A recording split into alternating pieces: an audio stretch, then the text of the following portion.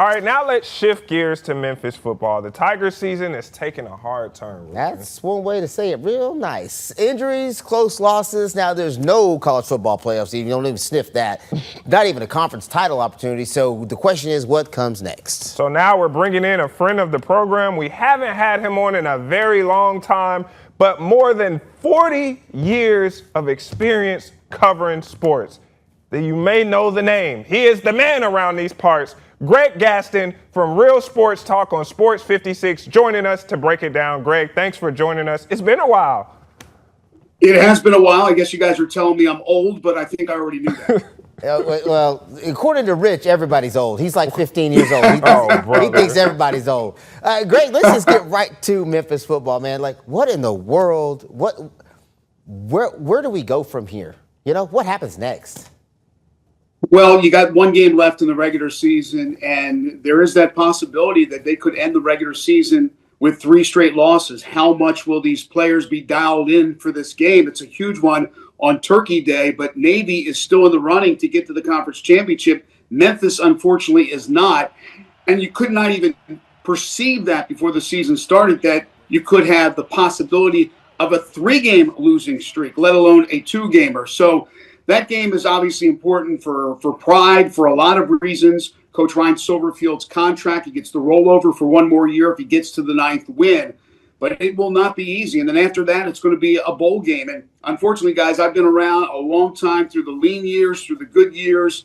It has been a good run for Memphis, and fans have come to the point where it's not just we're satisfied with a bowl game. We are satisfied if you get to the conference championship game. And unfortunately, that goal will not be attained by Memphis. And Greg, I'm glad you hit it, because that's what we want to hit the nail on the head is you cannot be content with just making it to a bowl. Yeah. And I see on social media, it seems to be this divide in the fan base. Some people are like, okay, y'all are doing too much because we used to not be good and we should be happy to have a winning season and go to a bowl game. But there's a lot of the fan base, including myself, who is like, this team had legitimate expectations to make the college football playoffs and win the conference title. And Ryan Silverfield, he has done a phenomenal job here. He's a great individual, but he has not won a conference championship. And so to me, I'm sorry, Greg, I think it's time for Silverfield to go. What do you think? Well, he hasn't even reached a conference championship game, let alone won a conference championship. But expectations change, guys, as you know. So certainly those expectations have changed where Memphis expects to be at least playing for a conference championship. I understand the old guard, the way it used to be, but that was many years ago. They're not satisfied now with 8, 9, 10 wins, although that's pretty phenomenal to get that many wins, but they're not getting to that final goal, and that goal is to get to the conference championship game. And as you guys alluded to, it was all set up this year. You were playing the tougher teams in the conference at home. You avoided UTSA. You didn't play Army. You started out like gangbusters. And then we had, unfortunately, some rocky roads where we saw the defense either start slow or start the second half slow. The offense has been fairly consistent, but when they had to make plays down the stretch, a couple of times, because 5 games have gone down to the wire, basically, a couple of times you came through, 3 times you weren't able to come through. I understand what you're saying, and you're not alone. There are some people who wouldn't mind a change. A couple of things. I don't think so. I don't think there will be a change. I don't think there needs to be a change. I think Ryan is a really good coach. The thing is, if they do get that win over Navy, there's the rollover for 1 more year in his contract. Memphis is just not going to go willy-nilly and start firing coaches and having to pay outs. But eventually you have to make decisions if you don't feel you are moving up to that next level. And that next level is to get to the conference championship game, which they should be at right now. The other thing is Dr. Ed Scott is only in his 2nd year. So we don't know exactly how he feels about where the football program is. I can tell you that I'm sure he's disappointed not being in the championship game, as is Ryan Silverfield, as is every one of those coaches and every one of those players. So it's a tough dilemma right now. But I think the days of just looking back and saying, hey, I remember the lean years, I think that's over. That's in the past. Expectations change. And while I still think it's a very good team, and I would not go in that direction of firing head coach Ryan Silverfield, yes, there's something that you have to be concerned about if you're the administration moving forward, because they have yet to get to that promised land and get to a championship game, let alone win the title. It is tough, though, because, and let's just be real, this is when it comes to the landscapes of college football, it's not a massive school. It's not a huge enrollment. It's a commuter school for the most part, where people consider, so you're not in a situation where you're a perennial powerhouse. So back in the day, it used to be coaches were judged on bowl games. How many bowl games did you get to? And now with the college football playoffs and all these other things, the NIL money, the yardstick has moved a little bit, but maybe unfairly, because still, to a certain degree, getting to bowl games year after year after year still puts you well above a lot of the other teams who would just hope to sniff a bowl game one year and have something to hang their hat on. So I understand your frustration as well. No, there's no question about it. I mean, the ultimate goal is to win your conference championship, but you want to make sure you have winning seasons year in, year out. You get the bowl games, and they are doing that. But certainly where Memphis sits, NIL money in the group of five, they're way up there. I can't tell you the exact numbers, but I know they have some pretty good money to be able to throw around, as opposed to some of these other teams that play within the American Conference.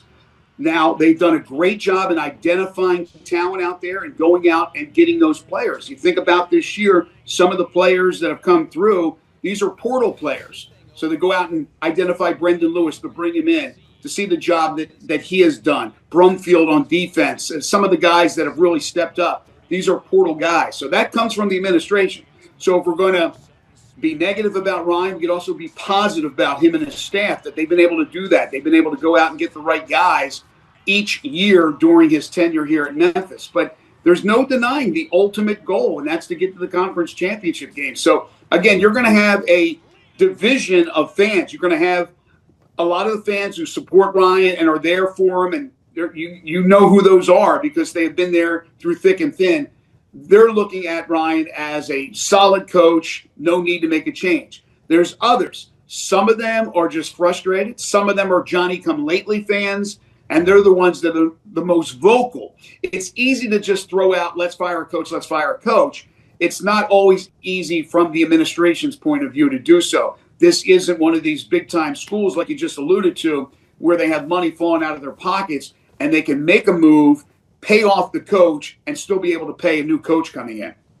So, Greg, it's kind of funny that we're talking to you right after talking about, like, Lane Kiffin and Ole Miss. If you're a Memphis Tigers fan, I'm wondering if you kind of wish that you were in the situation that Ole Miss is in with Kiffin, because it seems like a lot of fans, the perfect world for them would be for Silverfield to just take another job, to go somewhere else. You don't have to worry about firing him because he's going to leave. And to me, with all these openings out there, why isn't Silverfield more of a touted candidate compared to his peers who he's beaten, like Alex Golish at USF, or, well, he didn't beat Summerall, but still, like Tulane's coach. Both of those coaches in the American Conference are guys who you probably expect are going to land somewhere else. How come we're not hearing Silverfield in those conversations? Well, he did beat Summerall last year. They went down to New Orleans and they clubbed Tulane. But you're right, they didn't this year. They didn't get it done in the final moments. They beat South Florida. They beat Golish. But you're hearing Summerall because Summerall has been well respected since his job before Tulane at South Alabama. I'm trying to remember where that was. But he is one that's highly regarded.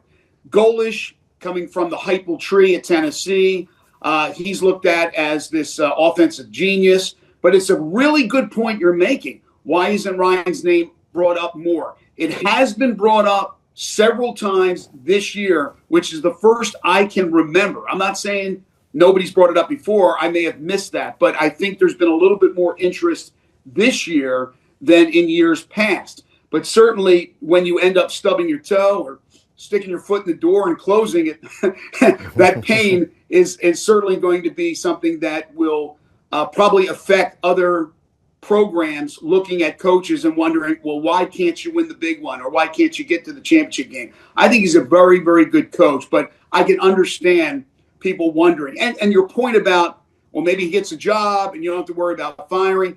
People have said that. I've heard that as well. Like I said, I'll go on record. I don't believe that Ryan Silverfield, when you're winning 9, 10, 11 games like they did last year, including the bowl game, deserves to be fired. But it's a tough situation. I wouldn't want to be Dr. Ed Scott. I wouldn't want to be an AD. You have to make those tough decisions. And sometimes it's a little personal with me, obviously, as the sidelines for football. I got a personal relationship with him. I try to speak the truth and tell you what I feel and be as honest as I can. I hate for anybody to lose their job, but sometimes certainly things change. Now, we know it's dictated by the deep-pocketed boosters. And while Memphis doesn't have the money Ole Miss has or these SEC schools have, they have money and they have donors and they have people who support the program. A lot of it has to do with the way they feel. You have the stadium renovations. You have the anticipation of that coming in, more revenue in 2026. But next year is going to be tougher because these teams that you're playing at home this year, you're playing on the road next year. And so that makes it a lot tougher. You got to go out to Boise, non-conference. This was the golden opportunity. Is it the only opportunity? I don't think so. But now Memphis is going to have to really step up. If it's status quo and no changes are made, Ryan doesn't leave, Ryan's not let go, then next year it's going to be a tougher task, in my opinion, than it was this year. I think to your point about winning, how difficult, you have to think about how difficult it will be to hire a new coach if you're firing a coach who's got 8, 9, 10, 11 wins year after year after year. Yeah, you can say, well, he didn't win the conference, he hasn't won the conference title. But if you're a coach taking a job, if you're an AD having to look for a new coach, you're trying to sell that coach on some stability too. I mean, look at Penn State. But you're trying to sell a coach on stability and say, if you can win 8, 9, 10 games and get to the conference championship, most coaches would love to win 8, 9, 10 games every year. Most fan bases would live for it. So I do think there is that fear that if you do let go of Ryan Silverfield with his record here at Memphis, how do you sell that job to the next guy with the fact that you could get fired if you don't win the conference championship? That's what Penn State is going through right now. Penn State and Memphis are on two different levels. When I get it, but it's still college football, though. But you can guys.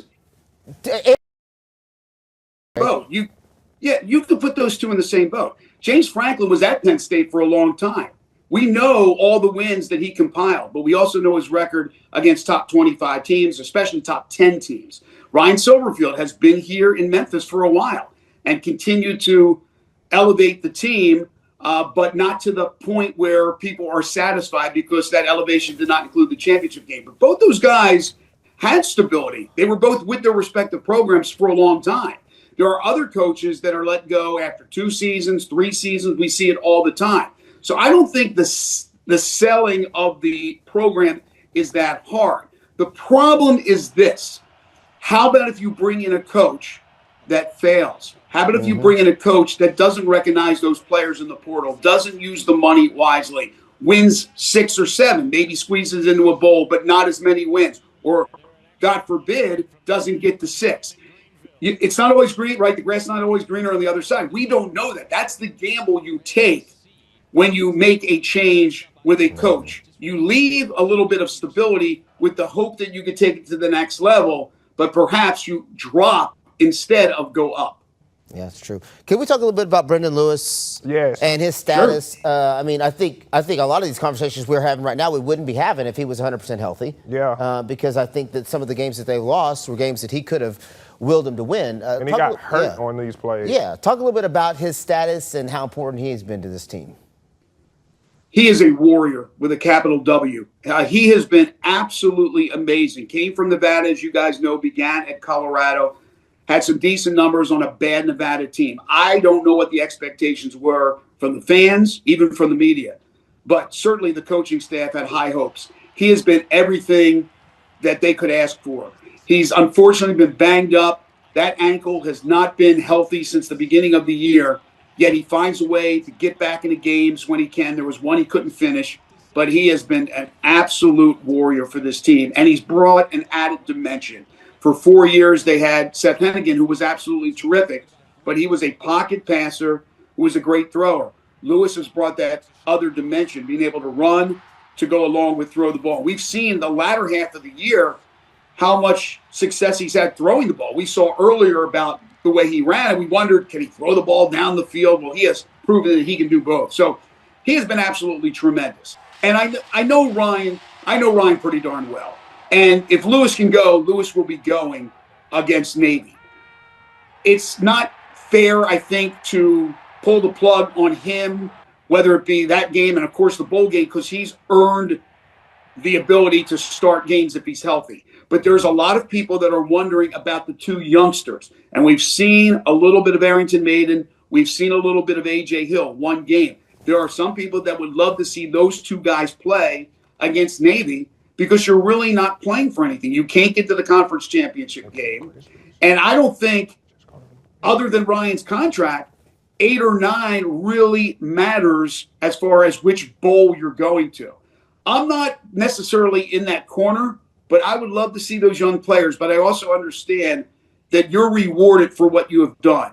And he has, in my opinion, the right to be out there if he's healthy. And I think if he is, he will be out there next Thursday, Thanksgiving, for that game against Navy.